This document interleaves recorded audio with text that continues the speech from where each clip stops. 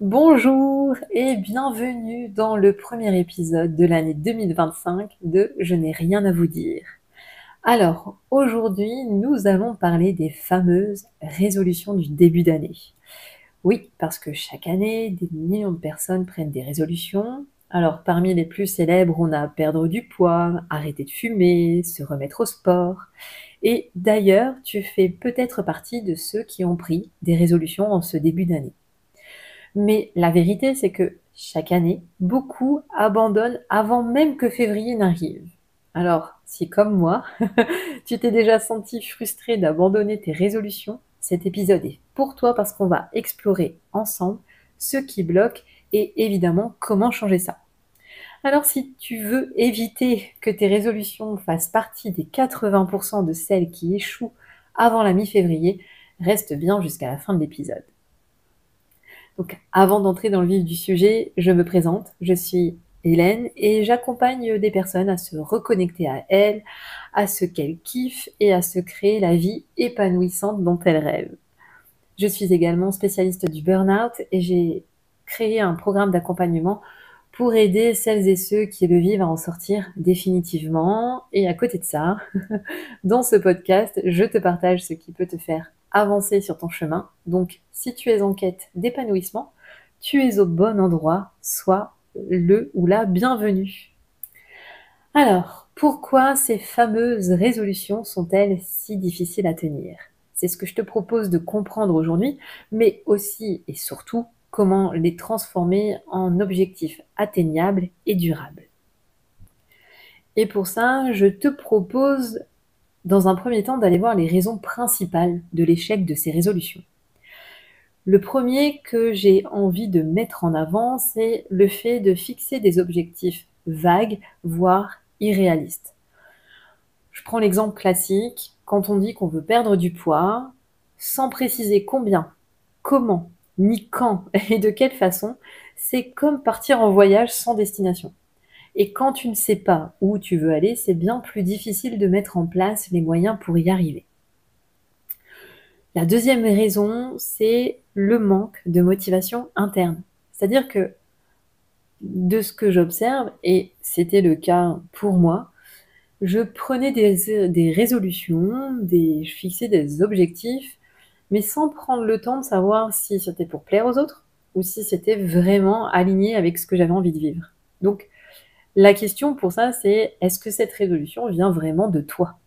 Parce que dès que tu manques de clarté concernant ce qui est profondément important pour toi, tu risques en fait de te baser sur des idées, des discours, des pensées, des fonctionnements qui ne sont pas en accord avec toi et ce que tu valorises. Et sauf qu'en essayant de fonctionner avec les règles du jeu de quelqu'un d'autre, tu te retrouves coincé parce que, comme le dit si bien cette phrase, chasser le naturel, il revient au galop. Alors, cette phrase ne signifie pas qu'on ne peut pas changer. Par contre, elle signifie que quand tu essayes de fonctionner comme un singe en grimpant aux arbres alors que tu es un poisson, tu te mets en situation d'échec. Et en fait, tu risques de te juger pour ça. Et pour compenser cette sensation d'échec, tu vas te fixer d'autres objectifs. Et est-ce que tu peux voir là, si tu me suis bien, le cercle vicieux dans lequel tu rentres en faisant ça? Donc, le fait de fixer des objectifs, de prendre des résolutions sans prendre le temps de savoir si c'est vraiment ce qui compte pour toi, c'est un des facteurs d'échec. Donc, l'objectif vague ou irréaliste, le fait que ce soit déconnecté de toi et de ce que tu valorises, ça vient aussi se compléter par le fait que les habitudes et la résistance au changement vont favoriser l'échec. Parce qu'en fait, ce qu'il faut comprendre, c'est que changer demande une énergie mentale de dingue, en fait. Notre cerveau préfère le confort des habitudes parce qu'il est biologiquement programmé pour économiser de l'énergie. Ce qui fait que nos habitudes, qu'elles soient bonnes ou mauvaises, en fait, sont comme des raccourcis, en fait. Une fois qu'une action est répétée plusieurs fois, elle devient automatique, presque comme un réflexe. Et ce mécanisme, C'est ce qui permet au cerveau de fonctionner efficacement. C'est-à-dire que pendant que certaines choses qui sont ultra connues, ultra maîtrisées fonctionnent de manière automatique, du coup, tu peux avoir les ressources pour se concentrer sur des tâches nouvelles ou plus complexes. Et le truc, c'est que quand tu essayes de changer une habitude, tu perturbes ce système super bien rodé. Ce qui fait que ça demande une vigilance constante, une grande quantité d'énergie à ton cerveau.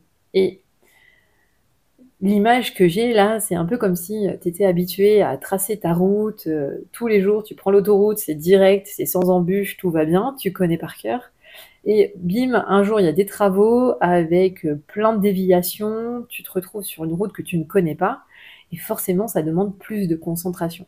Et ben, c'est ce qui se passe avec ton cerveau lorsque tu essayes de changer quelque chose dans ton quotidien et dans ta vie. Et il est super important de se rappeler que c'est pas juste une question de caractère ou de force mentale. Parce qu'en fait, ce n'est pas toi qui manque de volonté, c'est ton cerveau qui veut économiser de l'énergie. Et donc, le changement demande de la répétition, du temps pour créer de nouveaux automatismes. C'est comme en randonnée, c'est beaucoup plus facile de continuer sur le chemin qui est déjà tracé, qui est déjà prêt, plutôt que de prendre les petits chemins de traverse où il y a encore des herbes hautes, des ronces, etc. Et parce qu'il n'y a que 5 loustiques qui ont pris ce chemin. Donc il y a juste un tout petit sillon. Et en fait, c'est ce qui se passe pour ton cerveau. Voilà, le but c'est de créer des nouveaux chemins, mais ça demande de l'énergie. Donc, j'avais envie de commencer par ça, par ces trois facteurs qui font que les résolutions peuvent ne pas aboutir. Et dans tout ce micmac qui peut faire que ça ne tient pas la route, il y a aussi des pièges. Et des pièges assez classiques, mais dont il est très facile de tomber dedans. Et le premier qui m'est venu en repensant à toutes les fois où j'avais pris des résolutions et où ça a capoté complètement, c'est cette précipitation. Le premier piège pour moi, c'est la précipitation parce que on prend des résolutions sur, en fait, ouais, sur un coup de tête. En fait, c'est sans vraiment réfléchir. En fait, on est porté par un truc tout nouveau. Vas-y, c'est le début de l'année, nouveau commencement. On est porté par une énergie de renouveau. Sauf qu'on ne prend pas forcément le temps de la réflexion. Et c'est là où ça bloque parce que, comme je le disais dans les raisons des échecs, c'est que quand ça manque de clarté, quand ça manque de réalisme, eh ben, c'est beaucoup plus difficile de tenir. Dans le sens où, je vais prendre l'exemple, voilà, je vais manger sainement. Voilà, 2025, je mange sainement. C'est une hyper bonne intention en soi, mais si c'est sans définir ce que ça signifie manger sainement pour toi et comment s'y prendre, ça reste vague et donc difficile à appliquer. Le truc aussi dans la précipitation, c'est que on oublie d'évaluer notre capacité actuelle au niveau de tes ressources, au niveau de ton temps, ton énergie, etc. Ce qui fait que quand on se dit qu'on va faire quelque chose de nouveau, qu'on prend une nouvelle résolution, hein, qu'on place un nouvel objectif sur le calendrier, on ne prend pas forcément en compte est-ce que là, j'en suis capable autant que je le voudrais. Si je prends l'exemple de faire du sport, est-ce que si je me mets l'objectif de faire une séance de sport tous les jours, est-ce que là, actuellement, j'ai l'énergie physique nécessaire pour ça? Je reprends ma routine sportive, que j'ai délaissée un peu là, parce que période de fête un peu plus difficile à caser, mais je vais pas me faire 1 heure de sport tous les jours là, parce que physiquement, avec justement les périodes de fête, je sens que j'ai un peu moins d'énergie, je me sens un peu plus fatiguée. Donc je prends le temps de savoir si oui ou non j'ai la ressource pour cet objectif. Parce qu'en fait, à la première difficulté, c'est là où on va abandonner si on n'a pas pris en compte notre niveau. Je vais pas me dire que je vais faire 2 heures de sport par jour 7 jours sur 7, là en ce moment, je sais que c'est pas possible. J'en ai pas du tout la capacité. Donc, dans la précipitation, on peut perdre de vue, est-ce que c'est réalisable là, maintenant, tout de suite, avec les ressources que j'ai? Est-ce que j'ai pris le temps de planifier ou pas? Donc, avant de te lancer, c'est ça, c'est déjà demande-toi pourquoi cette résolution est importante pour toi et comment elle peut s'intégrer dans ta vie actuelle. À partir de là, tu peux créer un plan concret où tu peux découper ton objectif en petites étapes réalisables.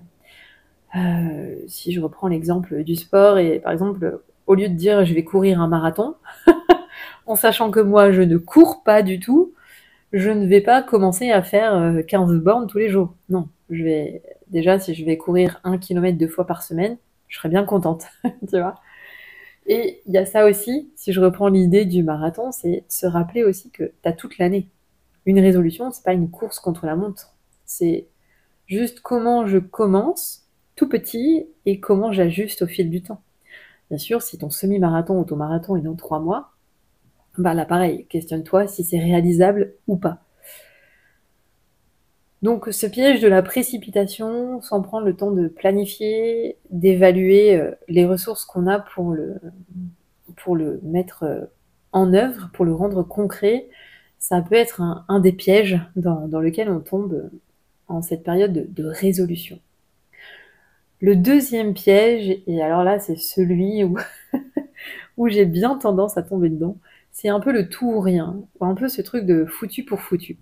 Parce qu'en fait, l'idée, et que moi j'ai très souvent quand j'entame quelque chose, c'est en gros, si ce n'est pas parfait, c'est un échec. Donc, l'idée de faire du sport 3 fois par semaine, mais si après une semaine chargée où je n'ai fait finalement qu'une séance ou alors pas du tout, je vais un peu avoir cette idée de bah, c'est fichu, vas-y, je suis incapable de tenir mes engagements, donc j'abandonne complètement et puis en fait je me voilà à recommencer 3 mois après en disant allez, cette fois, vas-y, j'y vais. Tu te rappelles le cercle vicieux dont je parlais tout à l'heure. En fait, pourquoi ça bloque d'avoir cette mentalité-là? C'est parce que cette mentalité binaire est en fait est très décourageante. Parce qu'en fait, elle ne laisse pas de place aux imprévus ou à l'imperfection et qui font pourtant partie de la vie, en fait. Et le stress ou la culpabilité, la honte liée à une erreur, entre guillemets, peuvent te pousser à abandonner alors qu'en réalité, tu es toujours sur le bon chemin. C'est pas parce que tu as raté, entre guillemets, pareil, le raté, hein, tu as sauté 1 ou 2 étapes, que c'est foutu. Donc, comment éviter justement de tomber dans ce piège de tout ou rien ou de foutu pour foutu? C'est de revoir les attentes. Parce qu'en fait, on peut très souvent constater que les progrès sont très rarement, voire quasiment jamais linéaires. Et l'important, en fait, c'est la régularité, c'est pas la perfection. Donc, si tu rates un jour ou une semaine, ben, en fait, t'as juste à reprendre simplement là où tu t'es arrêté. Et un truc aussi que j'ai vraiment envie de moi appliquer pour moi et de mettre en avant parce que je pense que c'est hyper important, c'est que le fait de célébrer chaque petit pas. Parce que là, si je reprends l'objectif de 3 séances de sport par semaine, mais si j'en ai fait qu'une seule, eh ben, c'est déjà mieux que rien, en fait. C'est déjà une victoire parce que finalement, cette petite victoire me rapproche beaucoup plus de mon objectif que si je n'avais rien fait du tout. Donc, si c'est une demi-heure de sport au lieu d'une heure, si c'est ton objectif lié à la lecture de bouquins et finalement t'as lu que 3 pages au lieu de 10, si t'as lu qu'un seul chapitre au lieu de 5, si t'as fait 5 kilomètres plutôt que 10, si t'as fait 5000 pas plutôt que 10, et ben en fait, tout ça, c'est déjà des avancées, des petites victoires qui méritent d'être célébrées parce que finalement, chaque petit pas compte. Si je reprends l'exemple de la décision de cuisiner des repas sains, ben si une semaine, pendant un soir, tu commandes une pizza parce que tu es fatigué ou parce que parce que tu as eu une journée compliquée, tu rien dans ton frigo, tu pas eu le temps de faire les courses, ou alors tu vas au McDo avec ton gosse parce que ça lui fait plaisir et parce que tu as la flemme même de faire cuire un plat de pâtes, eh ben, ça ne signifie pas que tu as échoué dans ton objectif global. Ce n'est pas un repas qui définit ton engagement à long terme. C'est pas une séance de sport loupée qui va définir ta capacité à réussir cet objectif. Donc, lâcher cette idée de vas-y, foutu pour foutu, je vais pas y arriver. Le troisième piège aussi, c'est l'isolement, le fait de faire cavalier seul en fait, parce que on a souvent tendance à penser que prendre une résolution, c'est une affaire personnelle. C'est quelque chose qu'on doit accomplir seul parce que c'est quelque chose qui est pour soi. Mais pourtant, l'isolement, c'est l'un des plus grands ennemis du changement durable. Parce que sans soutien, c'est facile de se décourager face aux défis ou de perdre sa motivation. Et c'est difficile en fait de rester focus et responsable tout le temps de ses progrès quand personne n'est là pour t'encourager, te rappeler ton engagement, pour aussi voir tes avancées. Parce que des fois, toi, dans tes objectifs, t'as pas forcément le regard sur toute la situation, tu vois pas forcément tout ce qui se passe. Tu vois pas forcément tes progrès. Donc, d'avoir quelqu'un qui est là pour te motiver, pour refaire un point sur t'en es où par rapport à ton objectif. Mais regarde, t'as vu, il y a 3 semaines, t'en étais là, regarde ce que tu fais maintenant, tu vois. Hum, c'est primordial, je trouve, de pouvoir être soutenu et accompagné dans ses objectifs. Alors, comment t'évites de tomber dans ce piège de faire le truc tout seul et d'être isolé finalement? Ben, tu peux trouver un partenaire de résolution. Ça peut être une amie, ça peut être un pote, un collègue, un membre de ta famille. Et en fait, le fait de s'engager ensemble, ça crée un sentiment de responsabilité mutuelle. Je me souviens qu'une fois avec une copine, on parlait notamment justement du poids. C'était un nouvel an l'année dernière justement. Et, euh, et voilà, on était là, on disait ouais allez, c'est bon. Ce serait cool elle voulait faire perdre du poids. Moi, je voulais surtout faire un peu plus de sport parce que j'avais du mal à être régulière à ce moment-là. Et elle m'a dit, allez, vas-y, on commence lundi et on se tient au courant. On fait le même truc, comme ça au moins. Chaque jour, on se dira alors, t'as fait ta séance et tout. Et c'est cool parce que t'as ce truc de non seulement d'encourager l'autre, de savoir où elle en est aussi, mais ce qui fait que toi, tu peux pas juste aller lui dire «Et toi, t'en es où?» sans toi avoir finalement la possibilité de dire «Et je viens de faire ma séance, et toi, est-ce que tu l'as faite?» quoi. Donc voilà, tu peux te trouver un partenaire ou une partenaire de résolution. Tu peux aussi rejoindre une communauté. Il y a des groupes justement, enfin des forums autour des objectifs, que ce soit la course à pied, comment ça s'appelle, le crossfit, j'en sais rien. Des forums aussi, enfin des groupes pour cuisiner sainement, enfin des groupes, il y en a plein sur les réseaux sociaux, sur Facebook, sur Insta. Il y a toujours moyen de trouver un groupe de personnes qui a un objectif ou des objectifs communs et ça peut être incroyablement motivant d'avoir un espace où tu peux partager tes progrès, tes défis, mais aussi tes challenges, tes difficultés, où les autres peuvent te dire bah oui, ben moi j'étais là il y a 3 jours, pareil, c'était la galère. Ah bah moi il y a un mois, j'étais dans la même situation et voilà, j'ai fait ci, ça, et vois pour toi si ça peut aller. Et évidemment, si ton objectif est particulièrement ambitieux ou si tu te sens perdu, tu peux évidemment faire appel à un coach, à un professionnel pour avoir non seulement en plus l'avantage c'est d'avoir des conseils personnalisés et qui est adapté à toi pour te maintenir sur la bonne voie en fait. Donc c'est un peu tout ça là qui peut faire que tes résolutions tombent à l'eau et que tu as du mal à les tenir. Donc le fait d'avoir dans la précipitation pris des résolutions qui sont pas forcément en adéquation avec qui tu es, Est-ce que tu as pris le temps de savoir si c'était vraiment, si ça te collait à la peau, si tu avais les ressources pour, est-ce que tu as pris le temps de planifier, de voir comment tu allais mettre en place tout ça.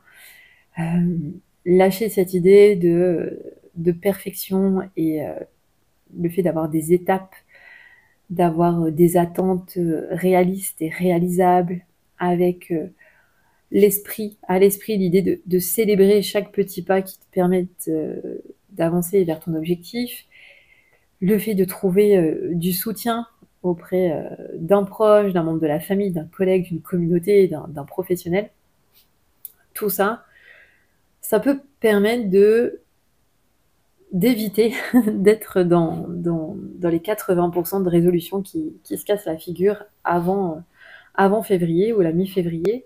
Et du coup, plus concrètement, comment tu peux tenir ces résolutions? Parce que je me suis dit, ok, moi je me fixe quand même pas mal d'objectifs pour cette nouvelle année.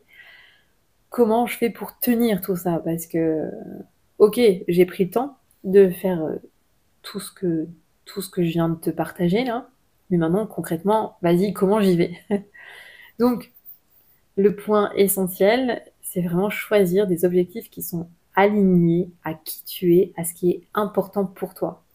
Les résolutions qui tiennent sur le long terme sont celles qui résonnent profondément avec ce que tu es et avec ce que tu valorises. Parce que si tu fais les choses pour toi et non pour plaire aux autres ou pour suivre une mode, en fait, ta motivation, elle est dans tes tripes, donc elle est beaucoup plus solide. Ça te donne un pourquoi très clair. Parce que sans un pourquoi je fais ça, c'est tu risques de perdre ton élan dès qu'il y a un obstacle, dès qu'il y a justement un de ces jours où tu n'auras pas l'impression de remplir ton objectif. Alors, je te partage un exercice pratique que je fais là, que j'ai mis en place pour mes objectifs, c'est pourquoi. Et, euh, et ça me fait penser à un pote une fois qui me parlait et en fait, je le connaissais, non, c'était même ça, il m'avait partagé ça la première fois que je l'ai rencontré. Du coup, il me pose plein de questions sur qui je suis, ce que je fais. En fait, il, il enchaînait les pourquoi. Et je fais, mais c'est quoi ton truc là? Et il me dit, ben, c'est les 5 pourquoi. Et sur le coup, j'ai trouvé ça hyper chiant. Mais en fait, avec le recul, j'ai trouvé ça génial parce que à chaque pourquoi, il me poussait à aller plus loin. Et du coup, lui, ça lui donnait beaucoup plus de compréhension sur qui j'étais, pourquoi je faisais les choses, etc. Et en fait, j'ai gardé cette idée. Donc, pour trouver ton pourquoi, tu peux écrire sur une feuille ta ou tes résolutions, tes objectifs, et te poser cette question, pourquoi c'est important pour moi? Et t'écris la réponse. Et tu continues à te demander pourquoi pour chaque réponse que tu obtiens jusqu'à atteindre une espèce de clarté émotionnelle, une espèce de limpidité où tu te dis ah ouais, voilà pourquoi. Donc si je reprends l'exemple, je veux perdre du poids. Euh, Pourquoi? Pour me sentir bien dans ma peau. Pourquoi j'ai envie de me sentir bien dans ma peau? Parce que je veux être plus confiante en public. Pourquoi je veux être plus confiante en public? Parce que ça m'aidera à avancer dans ma carrière et à m'épanouir pleinement. Et mon dernier niveau, mon moteur profond, c'est ça en fait. C'est que c'est pas une question de perdre du poids d'un aspect esthétique, d'un côté esthétique, c'est parce que j'associe à ça le fait d'être en forme, le fait d'avoir de l'énergie, le fait de me sentir bien quand je suis devant mon dressing le matin, je sais ce qui me va, je sais que je vais me sentir bien dans mes fringues. C'est toute cette sensation en fait. Ton pourquoi, c'est en fait finalement qu'est-ce que tu veux ressentir. Et quand ton pourquoi est fort, il est plus facile de trouver le comment. Et c'est là où j'en viens au fait de donc comment tenir tes résolutions, c'est choisir des objectifs alignés à tes valeurs, donc trouver ton pourquoi c'est important pour toi, et de créer du coup les micro-habitudes qui vont te permettre d'y arriver. Parce que quand tu vises trop grand, trop vite, ça peut vite devenir écrasant, surtout si tu es déjà fatigué, stressé. Et l'idée, c'est de commencer petit. Pourquoi c'est efficace? Parce que les micro-habitudes demandent peu d'efforts et de volonté au départ. Parce que rappelle-toi, ton cerveau va aller en mode économie d'énergie. Il va faire ce qui est le plus écologique, le plus économique pour lui. Donc, plutôt que d'effectuer des grands changements, c'est-à-dire que je me remets au sport, je vais pas faire une séance de 2 heures tous les jours, mais je vais faire une séance peut-être d'une demi-heure tous les jours, ou d'une heure tous les jours, selon où j'en suis au niveau de ma forme. Mais bien sûr, ça va me demander beaucoup moins d'efforts que si je pars pour une séance de 2 heures. Et en fait, ces micro-habitudes qui vont demander peu d'efforts et donc peu de volonté au départ, vont te permettre de construire de la confiance et de l'élan en accumulant du coup les petites victoires que tu vas prendre le temps de célébrer au fur et à mesure. Donc en fait, ton grand objectif, tu le décomposes en plein d'actions minuscules que tu peux accomplir chaque jour et qui peuvent s'intégrer dans ta vie actuelle sans demander de bousculer tout ton emploi du temps ou toute ta vie. Je parlais justement de la méditation avec une personne récemment. Et elle me dit: «Ah ouais, ben, j'ai bien envie de méditer, la dernière fois, j'ai essayé une demi-heure et en fait, elle était en train de constater que ça fonctionnait pas». Je lui ai dit: «Mais en fait, si c'est la première fois que tu médites, une demi-heure, c'est peut-être un peu trop. Est-ce que tu pourrais pas déjà essayer, genre, 2 minutes? De méditer 2 minutes par jour, 5 minutes par jour, j'en sais rien, ce qui est confortable pour toi». Et en fait, quand cette petite habitude deviendra naturelle, eh ben, tu augmenteras progressivement la durée. Je prends l'objectif de la lecture aussi parce que j'adore lire et ces derniers temps, j'ai beaucoup moins lu que sur les dernières années et ça me manque beaucoup. Donc c'est un des objectifs, de lire davantage. En fait, je vais pas me dire que je vais lire un livre entier dès le premier mois. Non, je vais m'engager à lire, je sais pas, 1 ou 2 pages par jour. Et après, ce sera 5 pages, et après, ce sera un paragraphe, et ainsi de suite.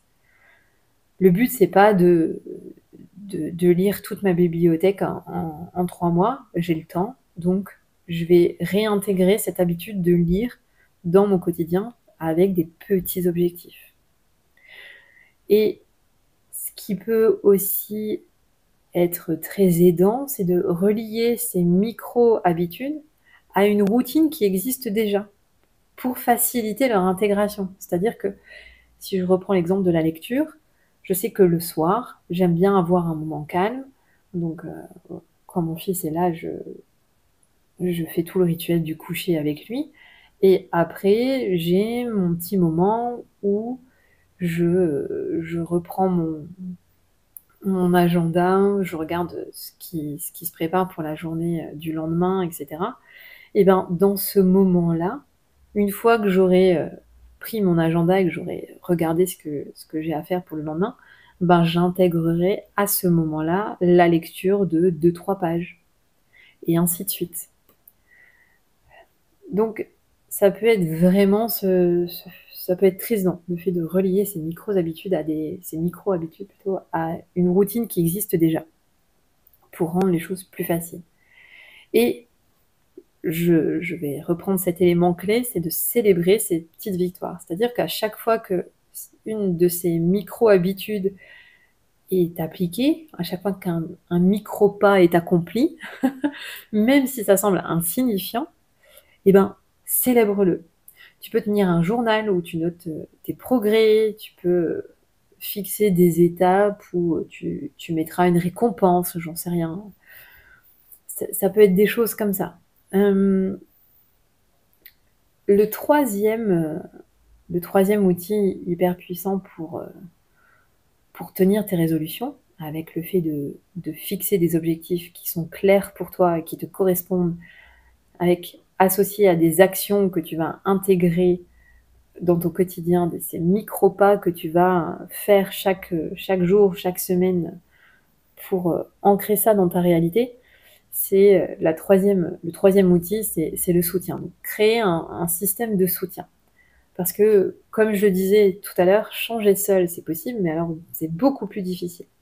Dès que tu as un réseau de soutien, ça peut radicalement transformer ton expérience. Parce que, voilà, comme je le disais, le soutien renforce la motivation, ça aide à rester responsable. Le fait de partager les réussites, les défis, ça peut avoir l'effet d'apporter du réconfort, de l'encouragement, une vision plus objective sur les progrès que tu as réalisés.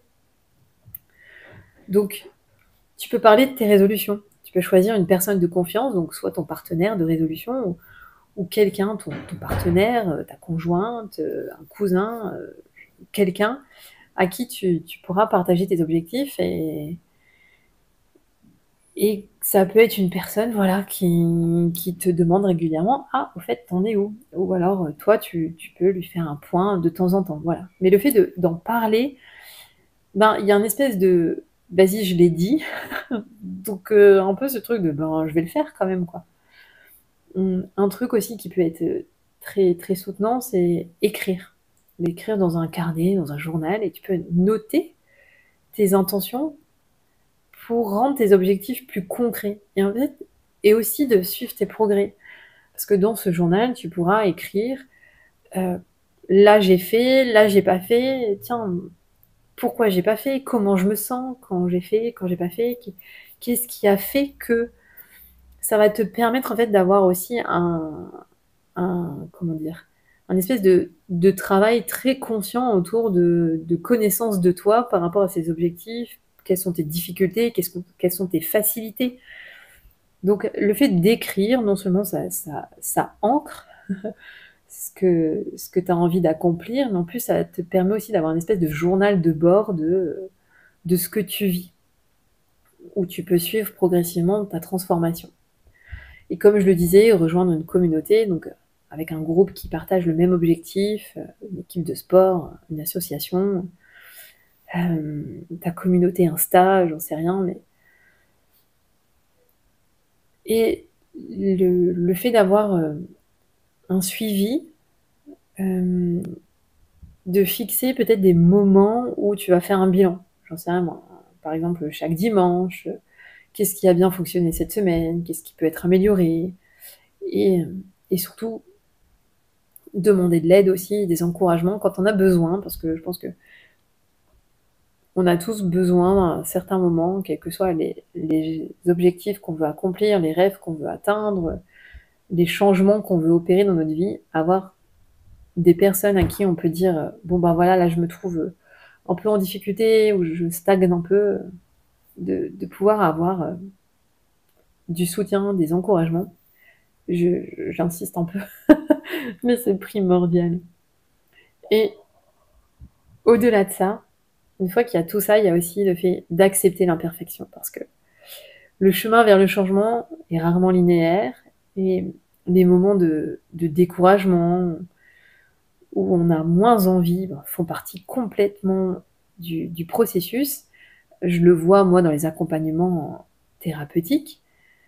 Il y a toujours des moments où quand ça évolue, quand tu es en démarche de changement, de transformation, il y a toujours des moments où, en fait, tu as l'impression de régresser ou tu as l'impression de stagner, alors qu'en fait non, c'est juste qu'il y a quelque chose qui est en train de s'intégrer et je rejoins l'idée tout à l'heure de lâcher cette volonté de perfection parce que ça te met une pression inutile qui peut mener à la démotivation. Alors qu'en fait, accepter que les erreurs arrivent, et je mets les erreurs entre guillemets, hein, ça permet de rebondir plus facilement et d'apprendre des expériences.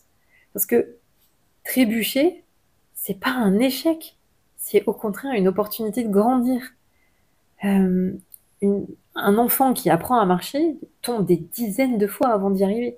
Et pourtant, l'enfant continue, il essaye, parce que chaque chute, finalement, le rapproche de son objectif, qui est de se tenir debout. Sauf qu'il doit expérimenter la gravité, l'équilibre. Ah, et s'il y a un caillou ou une branche ou une table sur mon passage, bah oui, il peut y avoir des obstacles. Et le fait d'avoir une approche flexible, si une stratégie ne fonctionne pas, ça te permet d'aller creuser, tiens, pourquoi ça fonctionne pas, et d'aller en essayer une autre. Parce que en analysant la situation, ok, s'il y a un faux pas, qu'est-ce qui a causé cet écart? Comment tu peux ajuster ton plan pour éviter que ça se reproduise? Et puis continue là où tu t'es arrêté et ça peut te permettre aussi de faire un point en disant: «Mais en fait, OK, ça c'est OK dans mon plan, mais ça finalement, ça me correspond pas trop».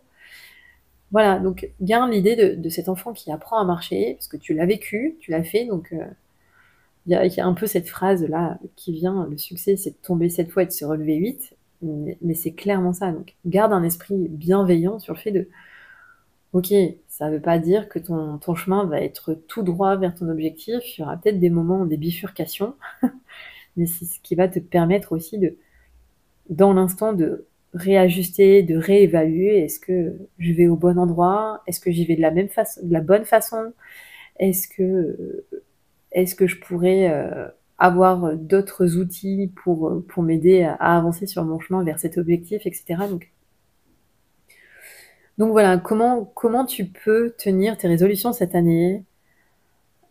Elles doivent être claires, réalistes, profondément alignées avec qui tu es et bien sûr accompagnées de micro-actions qui vont te permettre chaque jour, chaque semaine, chaque mois d'avancer un peu plus vers ce que tu as envie de réaliser et d'accomplir.